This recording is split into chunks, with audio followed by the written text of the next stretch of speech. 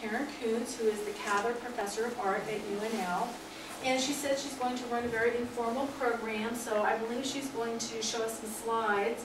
And if you have questions, you can go ahead and interrupt her and ask her, make a comment. And afterwards, she'll be showing her other examples that she brought.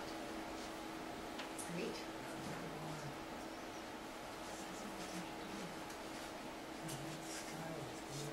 Go ahead. Great. Well, thank you, Carol, for the opportunity to speak to the group today as part of the program on One Book, One Lincoln. And I'm glad you came out today on this kind of start of our winter, way too early.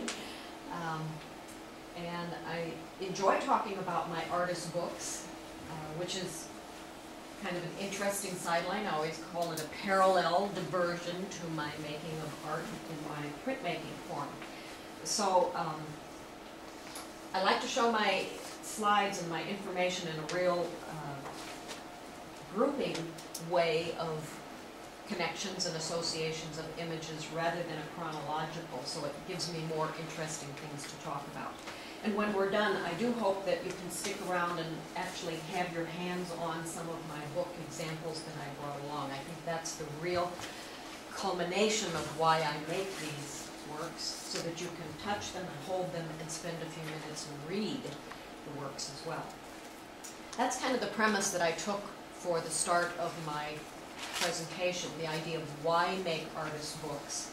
And Carol had a beautiful way of talking about it in terms of the journey of an artist's heart. So I am kind of coming about from the perspective of an artist's journey into questioning what they're doing. So that's why I'm starting here at this image of my home, the barn. I don't live in the barn, but I live 30 miles east of Lincoln out in the countryside near Avoca, Nebraska. And this is a beautiful metaphor that I wanted to start with.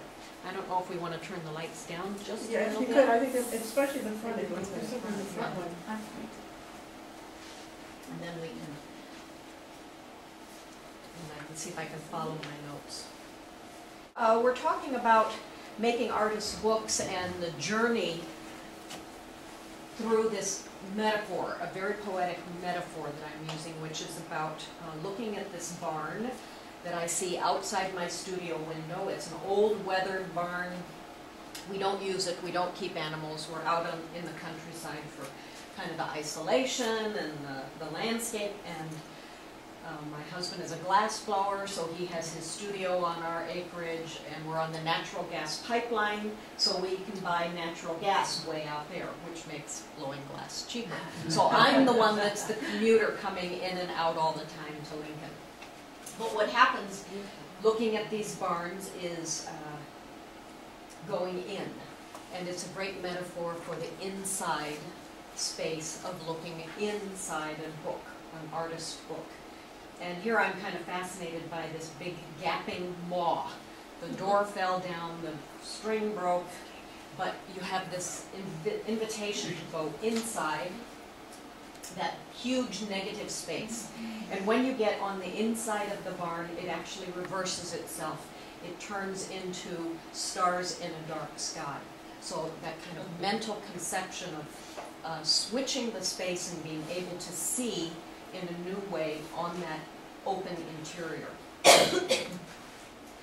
Now I'm going to expand this metaphor a little bit further in talking about the kind of path that I've been taking, and you can see I'm associating a logical, historical pattern of the labyrinthine pathways that follow that pattern that has gone through different cultures historically, over time, very logical. But in the bottom section you can see my sketches for where I'm generating images. And in a way it doesn't follow that logical of a path. In fact, I think when I was a little girl, I failed an intelligence test. And we had, yeah, that's not too hard to do when they're giving you a test to have you see if you have a logical conclusions to things. And it's a circular field, and the test was you lose your pocketbook in this field, and how do you find it? And my answer, and I made this at the time knowing I was wrong, I did random patterns like I knew I would if I were wandering around the path. And the correct answer was you're supposed to follow this labyrinthine, circular, logical way to search. But actually this randomness is more like how I work, more instinctual and intuitive. So I was declared not college material at that time. So what I'm kind of looking at is, in the making of the artist book, it ends up going into this minutia of the details of what goes into a book. And the very first thing is to think about deconstructing the material itself. So here is one of my students making a handmade sheet of paper. So that's the first question that always comes up, is what do you put your image on?